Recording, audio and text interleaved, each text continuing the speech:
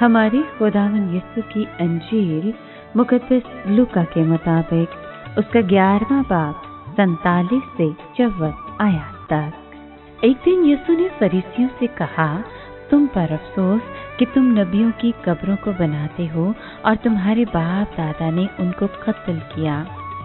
सचमुच तुम गवाही देते हो और अपने बाप दादा के कामों की तायीद करते हो, क्योंकि उन्होंने तो उनको कत्ल किया और तुम कब्रें बनाते हो। इसीलिए खुदा की हिकमत ने कहा कि मैं नबियों और रसूलों को उनके पास भेजूंगा। वो उनमें से बाज़ को कत्ल करेंगे और सताएंगे, ताकि सब नबियों के खून की जो बनाए आलम से बहाया गया इस पुश्त से जवाब तलबी की जाए। हाबिल के खून से लेकर उस ज़करिया के खून तक जो कुर्बानगाह और हैकल के दरमियान हलाक हुआ। हाँ, मैं तुमसे कहता हूँ कि इसी पुश्त से जवाब तलबी की जाएगी। ऐ उलमाए शरा, तुम पर अफसोस कि तुमने मार्फत की कुंजी छीन ली।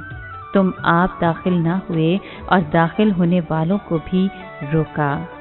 और जब वो वहां से निकला तो फकिया और फरीसी उसे बेतरह चिमटने और तिक करने लगे और उसकी घात में रहे, ताकि उसके मुंह की कोई बात पकड़ें।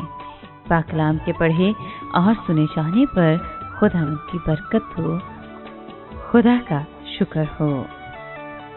अजीज दोस्तों, आज के कलाम में यीशु मसीह उन मजहबी उस्तादों को एहसास दिलाते हैं कि वो लोगों की मदद नहीं कर रहे।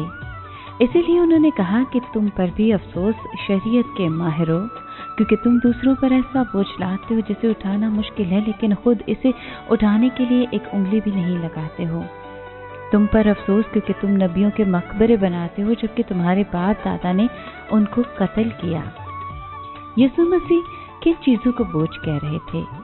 फरीसी अपनी तरफ से शरीयत की तशरीह करते थे और लातादाद मजहबी रवायतें कायम करते थे। वो लोगों को इन पर अमल करने पर मजबूर कर रहे थे और यूं उनके बोझ को हल्का करने के बजाय इसमें इजाफा कर रहे थे। हाबिल के ज़माने से उनके बाप दादा खुदा के नबियों को कत्ल करते आ रहे थे।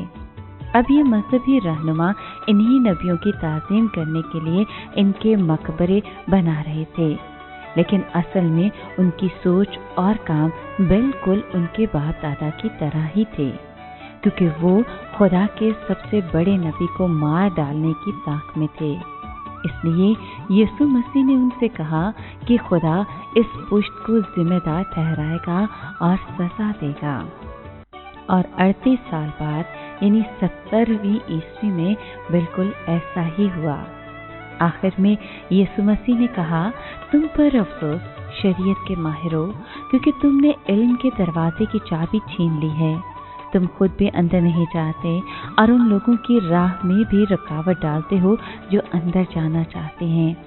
इन रहनुमाओं को लोगों पर इल्म के दरवाजे खोलने चाहिए थे ताकि वे खुदा के कलाम को समझ सकें, लेकिन ऐसा करने के बजाय वो उनसे ये मौका छीन रहे थे। इन बातों पर फरीसियों और शरीयत के आलमों का क्या रद्द-ए-अमल हुआ? जब यीशु वहां से निकल रहा था तो ये लोग उसके पीछे पड़ गए और उस पर सवालों की बौछार करने लगे। वो यीशु मसीह से कुछ सीखना नहीं चाहते थे, बल्कि वो चाहते थे कि यीशु मसीह कोई ऐसी बात कहे जिसकी वजह से वो इन्हें गिरफ्तार करवा सकें।